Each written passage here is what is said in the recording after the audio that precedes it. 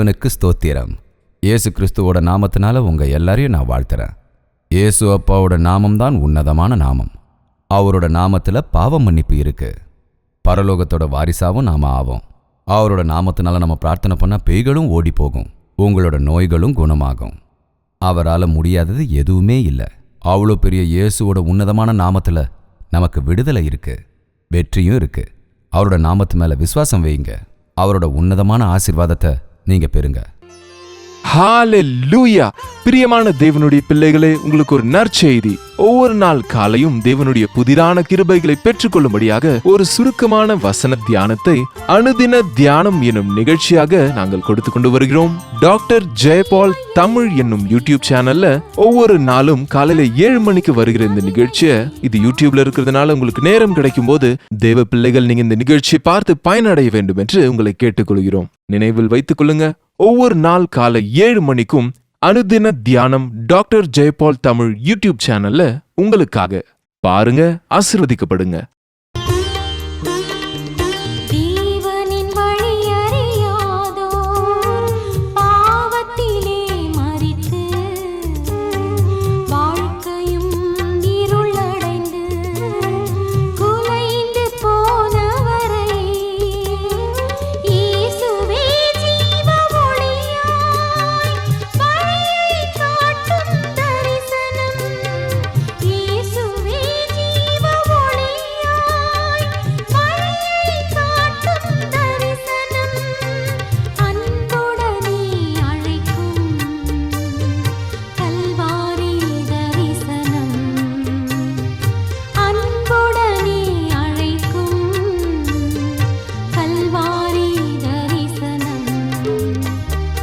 எபிரேயர் எழுதின நிருபம் 13வது அதிகாரம் 4வது வசனத்தை படிக்கிறேன், கவனமா கேளுங்க.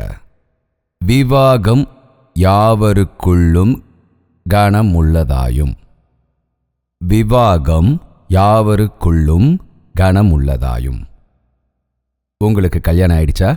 அப்படின்னா இன்னைக்கு இந்த பிரசங்கத்தை கவனமா கேளுங்க. உங்களுக்கு இன்னும் கல்யாணம் ஆகலையா?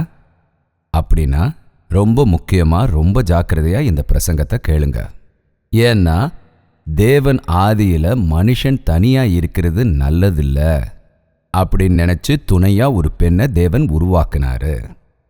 கணவன் மனைவி இருவரும் சேர்ந்து தேவனோட சாயலை பரிபூரணம் அடைய செய்யணும்னு, தேவனோட வார்த்தைகளை உத்தேசம் அடைய செய்யணும்னு தேவன் ஆசைப்பட்டாரு. அதுக்காக தான் தேவன் ஆதாமையும் ஏவாளையும் உருவாக்குனாரு. முதலா நடந்த திருமணத்தை தேவன் தான் நடத்தி வச்சாரு. விவாகம் நடந்த உடனே ஒரு ஆண் தாய் தகப்பனை விட்டுட்டு தன் மனைவியோட சேர்ந்து கணவன் மனைவி இருவரும் ஒரே மாதிரி இருக்கணும்னு சொன்னாரு.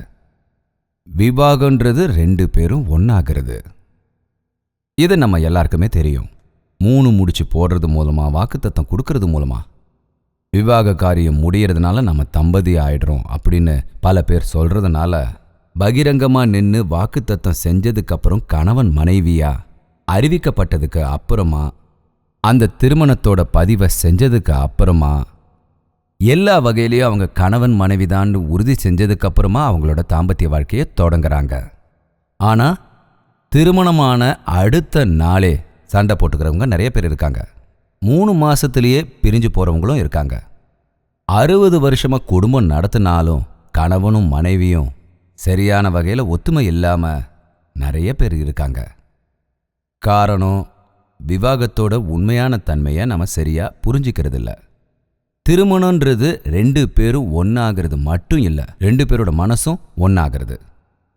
2 பேரும் ஒருத்தருக்கு ஒருத்தர் சமாதானத்தோட சேர்ந்து வாடுறது. நிஜமா நாம ஒவ்வொருத்தரும் ஒவ்வொரு விதத்துல படைக்கப்பட்டதுனால ஒவ்வொருத்தரும் ஒவ்வொரு விதமா இருக்கும். நம்மளோட பழக்கங்கள், நம்மளோட ஆசைகள், கோரிக்கைகள், இது எல்லாமே ரொம்ப வித்தியாசமா இருக்கு. ஆனா திருமணம் ஆனதுக்கு அப்புறமா அவங்கவங்க இஷ்டப்படி இருக்கிறத விட்டுட்டு ஒருவர் ஒருவரோடு இணைந்திருக்க வேண்டும். ஒருத்தர் ஒருத்தருக்காக தியாகம் செய்ய வேண்டும். ஒருத்தருக்கு ஒருத்தர் சந்தோஷப்படுத்திக்க வேண்டியதும் அவசியமா இருக்கு. திருமணம்ன்றது உங்களோட சந்தோஷத்துக்காக மட்டும் இல்ல, மனைவியையும் நீங்க மகிழ்ச்சியா வச்சிருக்கணும். உங்க மனைவியை நீங்க சந்தோஷப்படுத்தணும். உங்களோட கடமைகளை நீங்க நிறைவேற்றணும் அப்படின்னு பைபிள் சொல்லுது. அப்படிப்பட்ட காரியங்கள் நடக்காததுனால தான் இன்னைக்கும் பல திருமணங்கள் தோல்வியில முடிஞ்சிருக்கு. ஒருவேளை அவங்க விவாகரத்து வாங்கி பிரிஞ்சிருக்கிறது ஒரு பக்கம் இருந்தாலும், சேர்ந்தே இருந்தாலும் அவங்க அந்தரங்கத்துல ஒத்துமை இல்லாம இருக்காங்க. அவங்க வாழ்ந்துகிட்டும் இருக்காங்க. அதனால தான் திருமணத்துல இருக்கிற அர்த்தங்களை அவங்களால புரிஞ்சிக்கவே முடியல. அதுல இருக்கிற சிறப்புகளை அவங்க தெரிஞ்சுக்க முடியாம போகுது. திருமணத்தின் மூலமா வரக்கூடிய சந்தோஷம், ஆனந்தம், சமாதானத்தை அவங்களால அனுபவிக்க முடியாம போயிடுது. இதுக்கு முன்னால நீங்க திருமணம் செஞ்சிருந்தா, ஒருவேளை உங்களுக்கு மனைவி பிடிக்காம போயிருந்தாலும், உங்க கணவர் நீங்க நினைச்சபடியே இல்லாம இருந்தாலும், இனிமே நீங்க பிரிஞ்சு போகவே கூடாதுங்க. விவாகரத்துன்ற முறை இந்த உலகம் ஏற்படுத்தினதை தவிர தேவன் அதை ஏற்படுத்தவே இல்லை. ஒருத்தருக்கு ஒருத்தர் முடிச்சு போட்ட பிறகு அவங்க மரணம் வரைக்கும் ஒத்துமையா இருக்கணும். ஒருத்தருக்காக ஒருத்தர் வாழணும். இது தேவனுடைய ஏற்பாடு. பலரும் இன்றைய நாள்ல அவங்க வாழ்க்கையில திருப்தி இல்லாதவங்களா, அவங்க தாம்பத்திய வாழ்க்கையில சமாதானம் எதுவும் இல்லாம இருக்காங்க. ஒருவேளை நீங்க அந்த சூழ்நிலையில இருந்து, இந்த கணவனோட என்னால வாழ முடியாது, மனைவியோட என்னால வாழ முடியாதுன்னா, விவாகரத்து செஞ்சுட்டு இன்னொரு திருமணம் செய்து கொள்ளலாம்ங்கிற எண்ணத்துல இருந்தீங்கன்னா ஜாக்கிரதையா கேளுங்க. இன்னொருத்தரை திருமணம் செஞ்சுக்கிட்டு அவங்க உங்க விருப்பப்படி இருப்பாங்கன்னு உங்களால எப்படி சொல்ல முடியும்? அதனால தான் நாங்கள் முன்னாடியே டேட்டிங்கை முடிச்சிட்டோங்க, ஒருத்தருக்கு ஒருத்தர் புரிஞ்சுக்கிட்டோம், ஒருத்தருக்கு ஒருத்தர் பேசிக்கிட்டோம் அப்படின்னு நீங்கள் சொல்ல போறீங்களா? உண்மைதான். கணவன் மனைவியா ஆகிற வரைக்கும், காதலன் காதலியா இருக்கிற வரைக்கும் எங்கேயும் இல்லாத அன்பை காட்டுவீங்க. ஒருத்தருக்கு ஒருத்தர் வாழற மாதிரி நீங்க வெளிக்காட்டிப்பீங்க. ஆனா திருமணம் ஆனதுக்கு அப்புறம் அந்த அன்போட நீங்க ஏன் எப்பவுமே இருக்கிறது இல்ல? சரி, திருமணம் ஆனதுக்கு அப்புறம் அவங்க எதனால முன்ன மாதிரியே காதலன் காதலியா இல்லாம போயிடுறாங்க? யோசிச்சு பாருங்க. தாம்பத்திய வாழ்க்கைன்றது ரொம்ப ரொம்ப முக்கியமானது, பரிசுத்தமானது, அன்பு நிறைந்தது. ஆனா இன்னைக்கும் பல பேர் அவங்க அசிங்கமான இச்சைகளை தீர்த்துக்கிறதுக்காகவும், வீட்டு வேலைகளை செய்யறதுக்காகவும், எவனோ ஒருத்தனுக்கு என் மகளை திருமணம் செஞ்சு வச்சா என்னோட பாரங்கள் தீந்துரும், அதுக்காக தான் கல்யாணம் பண்ணி வைக்கிறேன்னு சொல்றவங்க இன்னைக்கு நிறைய பேர் இருக்காங்க. இது தேவனுடைய ஏற்பாடுன்னு உங்கள எத்தனை பேருக்கு தெரியும்? புனிதமான திருமணத்தோட மகத்துவத்தை எத்தனை பேர் தெரிஞ்சு வச்சிருக்கீங்க? இன்னைக்கும் கூட எத்தனையோ குடும்பங்கள் சமாதானம் இல்லாம, சந்தோஷம் இல்லாம இருக்காங்க. கணவன் மனைவி தங்களுக்குள்ள சந்தோஷமும் சமாதானமும் ஏற்படாம இருக்காங்க. இன்னைக்கும் பல இளம் பிள்ளைகள் திருமணம் செஞ்சுக்கிறத நினைச்சு பயப்படுறாங்க. திருமணம்னா பயந்து ஓடி போயிடுறாங்க. திருமணமே எனக்கு வேண்டான்னு சொல்லி அழறவங்களும் இருக்காங்க. திருமணம்னு சொன்னாலே அவங்களுக்குள்ள ஒரு வகையான வெறுப்பு ஏற்பட்டுடுது. நெகட்டிவா திங்க் பண்றாங்க. காரணம், திருமணமான தம்பதிகளுக்குள்ள ஐக்கியத்தை அவங்களால பார்க்க முடியல. அதனால எத்தனையோ தாய் தகப்பன்மார்கள் தம் பிள்ளைகளுக்கு திருமணம் நடக்காம இருக்கேன்னு வருத்தப்பட்டுக்கிட்டு இருக்காங்க. என் பையனுக்காக நான் எத்தனையோ பெண்களை பார்த்துட்டேன், ஆனா அவனுக்கு பிடிக்கல. எத்தனையோ பையன்களை பார்த்தாலும் என் மகளுக்கு பிடிக்கலன்னு தான் சொல்றா அப்படின்னு சொல்ற தாய் தகப்பன்மார்கள் நிறைய பேர் இருக்காங்க. உங்க பிள்ளைகளுக்கு திருமணம் ஆகலையேன்ற கவலை உங்களுக்கு இருக்கா? தம் பிள்ளைகள் திருமணம் வேண்டான்னு சொல்லி அடம் பிடிக்கிறாங்களேன்ற கவலை உங்களுக்கு இருக்கா? பார்த்தீங்கன்னா குறைஞ்சது உங்க பிள்ளைங்களோட வாழ்க்கையிலையும் அவங்க திருமணம் விஷயங்கள்லையும் தேவனோட சித்தம் என்னங்கிறத தெரிஞ்சுக்க பிரார்த்தனை பண்ணுங்க. இளம் பிள்ளைகளான நீங்களும் கூட தேவ சித்தத்துக்காக உங்க திருமணத்தை ஒப்படைச்சிருங்க. ஏதோ ஒரு மேட்ரிமோனியல்ல பார்த்தோ, போட்டோவை பார்த்தோ, பயோடேட்டாவை பார்த்தோ உங்களுக்கு பிடிச்ச மாதிரி நடந்துப்பாங்கன்னு நீங்க நினைக்கிறதுல எந்தவித பிரயோஜனமும் இல்லை. பகிரங்கமா நீங்க நினைச்ச குவாலிட்டியெல்லாம் ஒருத்தங்க கிட்ட இருக்குன்னு நீங்க சந்தோஷப்பட்டா, திருமணம் ஆனதுக்கப்புறம் உங்களால சந்தோஷமா இருக்க முடியாது. தேவனோட சித்தம்தான் உத்தமமானது. இன்னைக்கு திருமண விஷயத்துல பல பேரும் உடல் தோற்றத்துக்கு தான் முக்கியத்துவம் கொடுக்கறாங்க. அவங்க அழகை தான் ரொம்பவே எதிர்பார்க்கறாங்க. சௌந்தரியம் வஞ்சனையுள்ளது, அழகு வீண் என்று தேவவசனம் சொல்லுது. உடல் அழகுக்கும் உடல் தோற்றத்துக்கும் முக்கியத்துவம் கொடுத்து அவங்களோட மனசுக்கு ஏன் முக்கியத்துவம் கொடுக்காம விட்டுடுறீங்க? விவேகம் இல்லாத அழகான பெண் பன்றி மூக்கில் இருக்கும் மூக்குத்தி போன்றவள்னு வேதவசனம் சொல்லுது. ஒருவேளை அவங்க எவ்வளோ அழகா இருந்தாலும் விவேகம் இல்லைன்னா, ஞானம் இல்லைன்னா, பன்றி மூக்கில் இருக்கிற மூக்குத்திக்கு எவ்வளோ மரியாதை இருக்கோ அந்த மரியாதை தான் அவங்களுக்கும் இருக்கு. யோசிச்சு பாருங்க. அழகான பெண் வேணும்னு நினைக்கிறீங்களா, இல்லை புத்தியுள்ள பெண் வேணும்னு நினைக்கிறீங்களா? உடல் சம்பந்தமான அழகு என்னைக்குமே வீணானது. சௌந்தரியம் வஞ்சனையுள்ளது, அழகு வீணுன்னு தேவனோட வசனம் சொல்லுது. விவாக விஷயத்துல யோகியவானுக்காக எதிர்பாருங்கள்.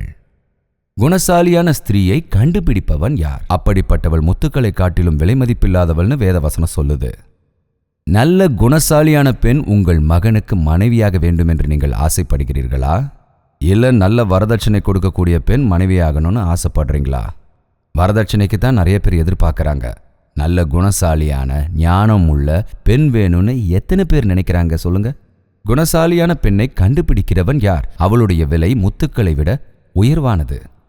குணசாலியான பெண் தன் புருஷனுக்கு கிரீடமாயிருக்கிறாள். இடைஞ்சலை ஏற்படுத்துபவள் அவனுக்கு எலும்பாயிருக்கிறாள். பார்த்தீங்கன்னா எவ்வளோ வரதட்சணை கொண்டு வந்தாலும் இடைஞ்சலை ஏற்படுத்துகிற ஸ்திரீ, குணமில்லாத பெண், கணவனை கௌரவப்படுத்தாத பெண் அந்த வீட்டுக்கு என்ன ஆசீர்வாதத்தை கொண்டு வருவா சொல்லுங்க? ஆஸ்தியோடையும் ஆணவத்தோடையும் இருக்கிற பெண்ணோட வாழறது ரொம்ப கஷ்டம் இல்லையா? குணசாலியான பெண் கிடைக்கிறது அரிது. அப்படிப்பட்ட பெண் முத்துக்களை விட உயர்ந்தவள். குணசாலியான ஸ்திரீ தன் புருஷனுக்கு கிரீடம். தன் கணவனுக்கு எவ்வளவோ அழகையும் எவ்வளவோ பெருமையையும் ராஜ மரியாதைகளையும் தரக்கூடிய குணசாலியான பெண் எவ்வளவு அழகென்று நீங்களே நினைத்து பாருங்கள். குணமற்றவள் எலும்புருக்கியாக இருக்கிறாள். எத்தனையோ பேர் இன்னிக்கும் இந்த உலகத்தில் வரதட்சணைக்கு முக்கியத்துவம் கொடுத்து, உடல் அழகுக்கு முக்கியத்துவம் கொடுத்து, தன்னோட வாழ்க்கையிலையும் திருமண வாழ்க்கையிலையும் நஷ்டமாகி போறாங்க. இன்னைக்கும் நிறைய பேர் சொத்துள்ளவனும் நல்லா சம்பாதிக்கிறவனும் தான் தன்னோட பொண்ணுக்கு கணவனா வரணும்னு ஆசைப்படுறாங்க. நல்ல உடல் நிலையோட தெய்வ பக்தி கொண்ட ஒரு மனிதனை தன்னோட பெண்ணுக்கு கணவனாக்கணும்னு இன்னைக்கு எத்தனை பேர் நினைக்கிறாங்கன்னு சொல்லுங்க? பைபிள்ல அபிகாயல்னு ஒரு பொண்ணு இருக்கா. அவ புத்திசாலி, ரூபவதின்னு பைபிள் சொல்லுதுங்க. அந்த ஸ்திரீக்கு நாபாலுன்றவரோட திருமணம் செஞ்சு வச்சாங்க. அவன் நிறைய ஆஸ்தி வசதியோட இருந்தான். ஆனா அவன் ரொம்ப துர்மார்க்கனா இருந்தான். ஆனா ஆஸ்தி இருந்தா போதும், எப்படி இருந்தாலும் பரவாயில்ல அப்படின்னு ஒரு ரூபவதியான புத்திசாலியான பொண்ணை ஒரு துர்மார்க்கனான முரடனுக்கு கல்யாணம் பண்ணி வச்சாங்க. இப்போ அந்த குடும்பம் எப்படி இருக்கும்னு யோசிச்சு பாருங்க. ஆஸ்தியுள்ளவன் வேணும், சொந்த வீடு உள்ளவன் வேணும், நல்ல பணம் சம்பாதிக்கிறவன் எனக்கு புருஷனா வரணும், எனக்கு மருமகனா வரணும்னு நினைக்கிறவங்க புத்தி இல்லாதவங்க. குறைவான சம்பாத்தியமா இருந்து, தெய்வ பக்தி உள்ளவனா இருந்து, பரிசுத்தமானவனா இருந்து, நீதிமானா இருந்தா அவன் குடும்பத்தையே காப்பாத்துவான், அந்த குடும்பத்துக்கு ஆசீர்வாதமா இருப்பான். நல்ல சொத்து இருந்து ஒரு குடிகாரனுக்கு கல்யாணம் பண்ணி வச்சா அந்த குடும்பம் என்ன ஆகும் யோசிங்க. பல பேர் இன்னமும் நல்ல வம்சத்தை சேர்ந்தவனா வேணும்னு சொல்லுவாங்க. இந்த நாபால் கூட நல்ல வம்சத்தை சேர்ந்தவன் தான், நல்ல ஒரு ஜாதியை சேர்ந்தவன் தான். ஆனா புத்தி நல்ல புத்தி இல்லை.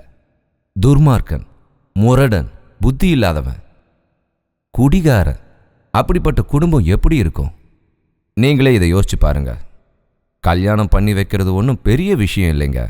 தாய் தகப்பனான நீங்க நல்ல ஜெபம் பண்ணி தேவ சித்தப்படி ஒருவரை தேர்ந்தெடுத்து தேவன் ஆசீர்வதிப்பாருன்னு நீங்க எதிர்பாருங்க. பெருமைக்காக பார்க்காம தேவ சித்தத்திற்காக நீங்க ஜெபம் பண்ணுங்க. எங்க வம்சத்தை சேர்ந்தவங்க தான் வேணும், எங்க ஜாதியை சேர்ந்தவங்க தான் வேணும்னு இன்னைக்கு பல பேர் கேட்பாங்க. ஒருவேளை இந்த நாபால் நல்ல வம்சத்தை சேர்ந்தவன்றதுனால நம்ம பொண்ணை கொடுத்து கல்யாணம் பண்ணி வைக்கலான்னு இந்த புத்திசாலியான ரூபவதியான அந்த பொண்ணை அந்த முரடன் நாபாலுக்கு கல்யாணம் பண்ணி வச்சாங்க. கோலம் ஜாதி எல்லாம் நம்மளை என்னைக்கும் காப்பாத்தாது. நாம வளர்ந்த சூழ்நிலைகள், நம்ம நிலைகள் ரொம்பவே முக்கியமானது. இன்னைக்கும் பல பேர் உங்க பையன் என்ன படிக்கிறான், உங்க பொண்ணு என்ன படிச்சிருக்கா அப்படின்னு கேட்பாங்க. படிப்பு அவங்களுக்கு ஞானத்தை தரும்னு நினைக்கிறீங்களா? என்னதான் நீங்க படிச்சிருந்தாலும் உங்க மனைவியை தேர்ந்தெடுக்க தேவன் தர ஞானம் வேணும். பைபிள் சொல்லுது, புத்தியுள்ள ஸ்திரீ தன் வீட்டை கட்டுகிறாள், புத்தி இல்லாத ஸ்திரீயோ தன் கையினால் அதை இடித்து போடுகிறாள். இந்த ஞானம் ஸ்கூல்ல படிக்கிற ஞானம் இல்லைங்க, அது தேவன் தர ஞானம். தேவ பயம் அடங்கிய பரலோகத்திலிருந்து வந்த பவித்திரமான ஞானம். அந்த ஞானம் அடைந்த பெண் தன் கணவன் முரடனாயிருந்தாலும், தன் கணவன் கஞ்சனாயிருந்தாலும், கணவன் குடிகாரனாயிருந்தாலும், தன் கணவன் எப்படிப்பட்டவனா இருந்தாலும் அந்த குடும்பத்தை கட்டி காப்பாற்றத்தான் ஒரு பெண் முயற்சி செய்வாள். தன் கணவனை மாத்திரத்துக்காக முயற்சி பண்ணுவாளே தவிர விவாகரத்து கொடுத்து தப்பிச்சு போக நினைக்க மாட்டா. அதுபோலதான் தேவ வசனம் சொல்லுது, ஒரு ஆண் குடும்பம் நடத்தணும்னா அவனுக்கு ஞானம் வேணும். மனைவியானவள் பலகீனமான பண்டமாக இருந்தபடியால் அவளோடு ஜப ஞானத்தோடு குடும்பம் நடத்த வேண்டும் என்று பைபிள்ல தெளிவா சொல்லியிருக்கு. தேவன் மூலமா ஞானத்தை அடைந்தவன் தன் குடும்பத்தை சிறப்பாக நடத்திடுவான். தெய்வ ஞானம் கொண்ட ஸ்திரீ தன் குடும்பத்தை கட்டி காப்பாற்றுவாள். சின்ன வயசுலேயே பலரும் கல்யாணம் பண்ணிக்கிட்டு எவ்வளவோ கஷ்டங்களை அனுபவிச்சு அவங்க வாழ்க்கையை வெறுத்திருக்காங்க. குடும்பம்ன்ற கோயில தேவன் ஏற்பாடு செஞ்சிருக்காரு. அந்த குடும்பத்தை நடத்தணும்னா தேவனோட ஆசீர்வாதமும் தயவும் வேணுங்க. தேவனுடைய ஞானம் வேண்டும்.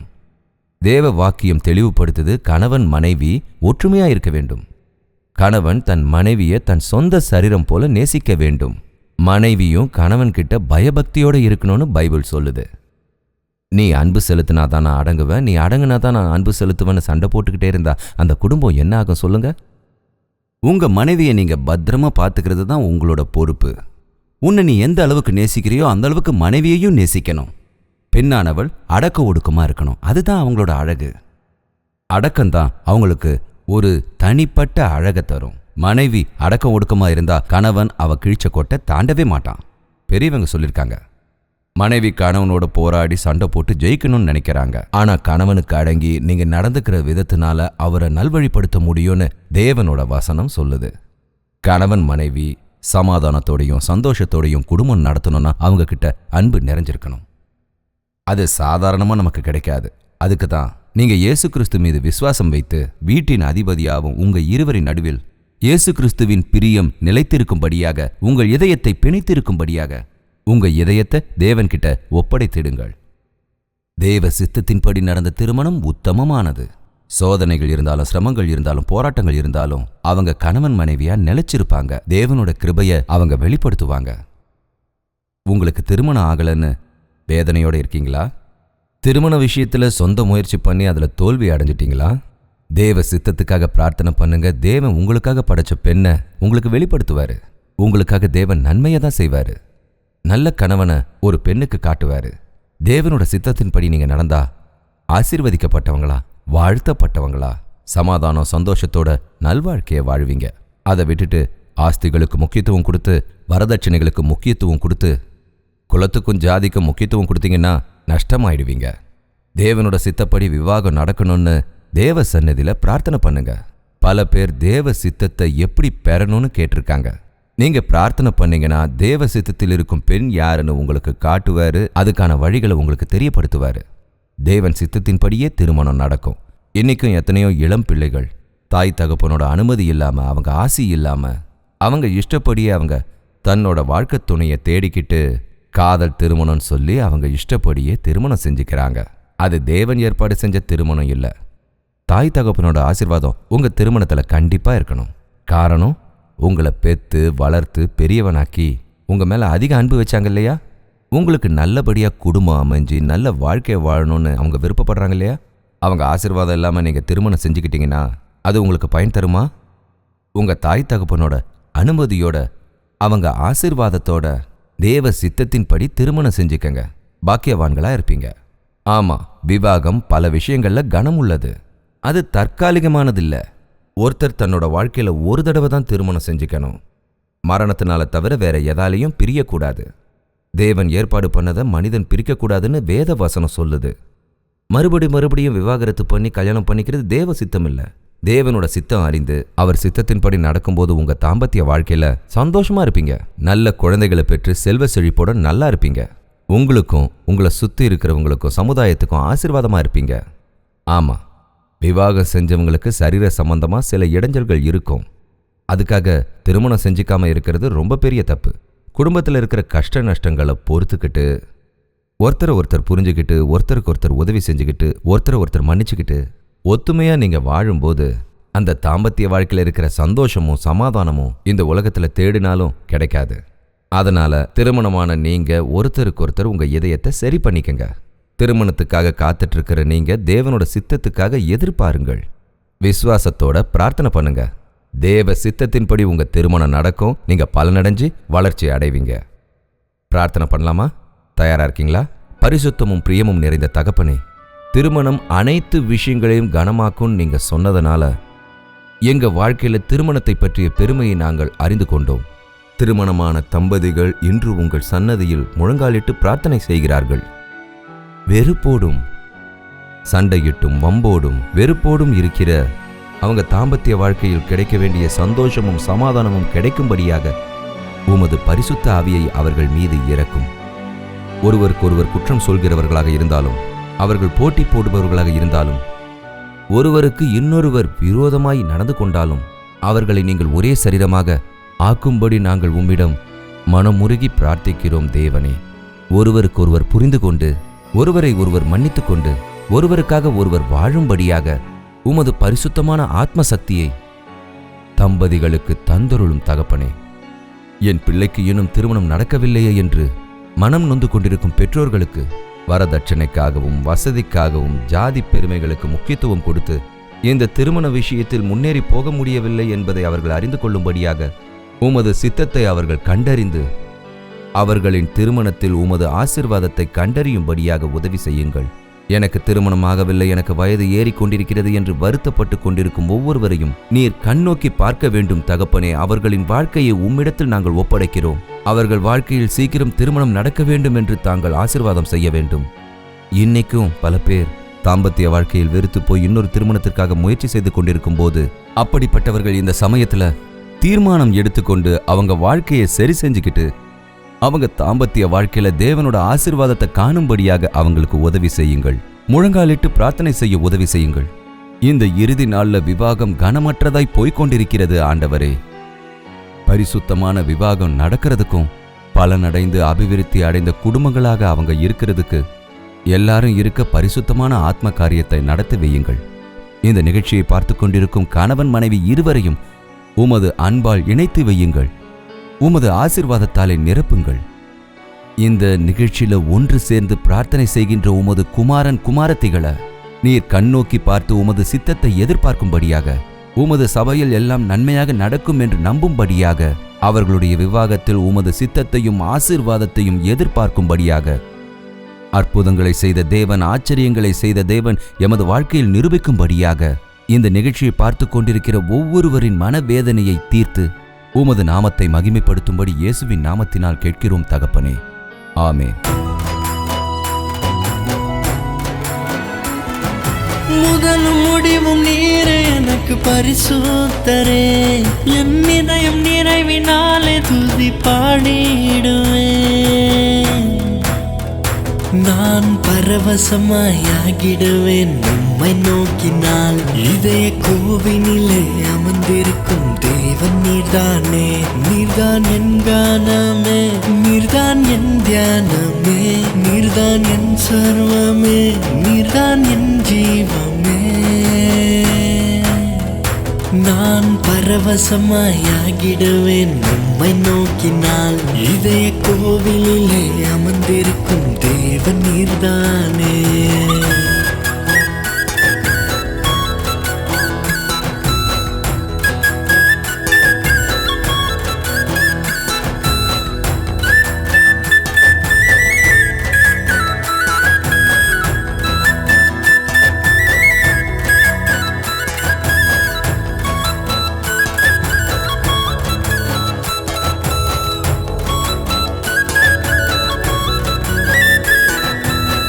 ஜீவ வார்த்தையால் என்னோடு பேசினீரே.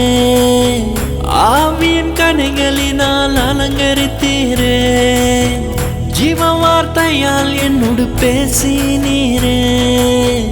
ஆவியின் கனிகளினால் அலங்கரித்தீரே. என்னை உமதன்பு அரவணைப்பில் சேர்த்து கொண்டீரே. நானும் மனதார உமக்காக வாழ்ந்து வருகிறேன். உயிரின் நண்பரே, என் அன்பு இயேசுவே.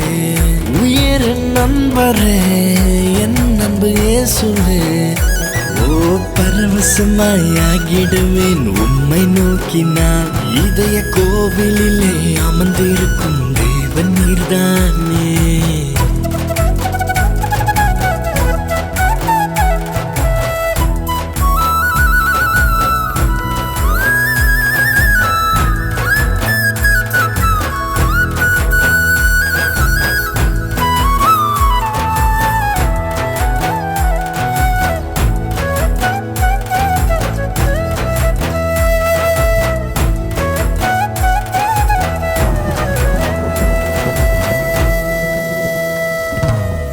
நிரம்புது மனமே உன் சந்நிதி மலையில்.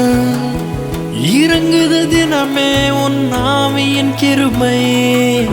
நிரம்புது மனமே உன் சந்நிதி மலையில்.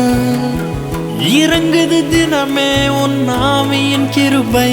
இந்த இனிதான ஆனந்தம் என் சொந்தமே. துதி மகிமையும் கனமும் உன் சொந்தமே. மகிமையின் தேவனே, கிருபையின் ராஜனே. மகிமையின் தேவனே, கிருபையின் ராஜனே.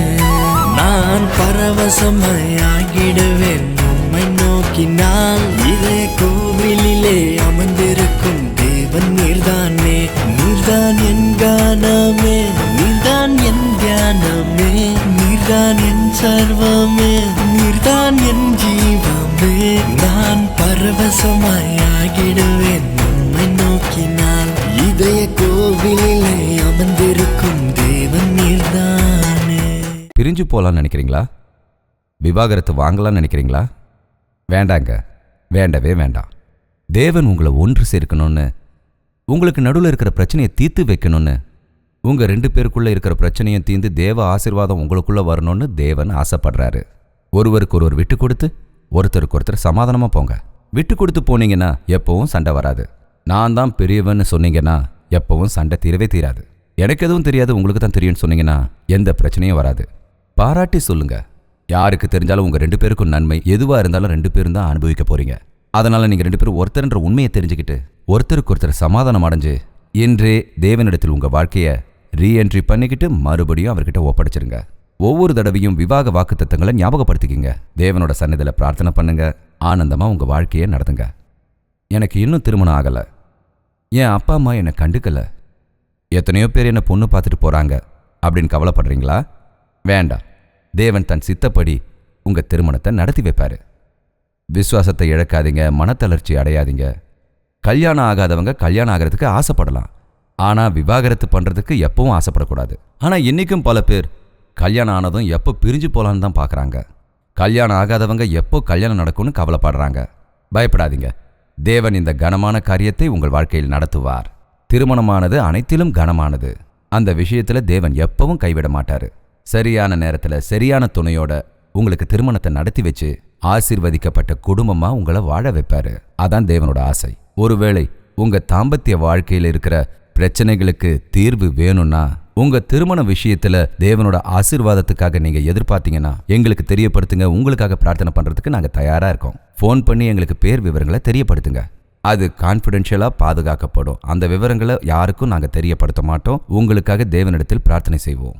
டெலிஃபோன் பண்ணுங்க, இல்லைனா கடிதம் எழுதுங்க, இல்லைனா இமெயில் SMS மூலமாவோ பிரார்த்தனை தேவைகளை தெரியப்படுத்துங்க. உங்களுக்காக தேவனோட சன்னதியில் விண்ணப்பிக்க நாங்க தயாரா இருக்கோம். ஹalleluya! பிரியமான தேவனுடைய பிள்ளைகளே, உங்களுக்கு ஒரு நற்செய்தி. ஒவ்வொரு நாள் காலையும் தேவனுடைய புதிரான கிருபைகளை பெற்றுக்கொள்ளும்படியாக ஒரு சுருக்கமான வசன தியானத்தை அனுதின தியானம் என்னும் நிகழ்ச்சியாக நாங்கள் கொடுத்து கொண்டு வருகிறோம். டாக்டர் ஜெயபால் தமிழ் என்னும் யூடியூப் சேனல்ல ஒவ்வொரு நாளும் காலையில 7 மணிக்கு வருகிற இந்த நிகழ்ச்சியை, இது யூடியூப்ல இருக்கிறதுனால உங்களுக்கு நேரம் கிடைக்கும் போது தேவ பிள்ளைகள் நீங்க இந்த நிகழ்ச்சியை பார்த்து பயனடைய வேண்டும் என்று உங்களை கேட்டுக்கொள்கிறோம். நினைவில் வைத்துக் கொள்ளுங்க, ஒவ்வொரு நாள் காலை 7 மணிக்கும் அனுதின தியானம் டாக்டர் ஜெயபால் தமிழ் யூடியூப் சேனல்ல உங்களுக்காக பாருங்க, ஆசீர்வதிக்கப்படுங்க. இந்த நிகழ்ச்சியை உங்க கண்ணு முன்னால கொண்டு வரதுக்கு எவ்வளவோ செலவாகுது. முயற்சிகளும் நிறைய இருக்கு. ஒவ்வொரு நாள்லையும் ஒவ்வொரு சேனல்லையும் பல மொழிகளில் இந்த நிகழ்ச்சி ஒளிபரப்பாகுது. இந்த நிகழ்ச்சியை தொடர்ந்து நடத்த உங்களோட பிரார்த்தனையும் உங்களோட உதவியும் எங்களுக்கு தேவைப்படுது. இது உங்களுக்கே நல்லா தெரியும்.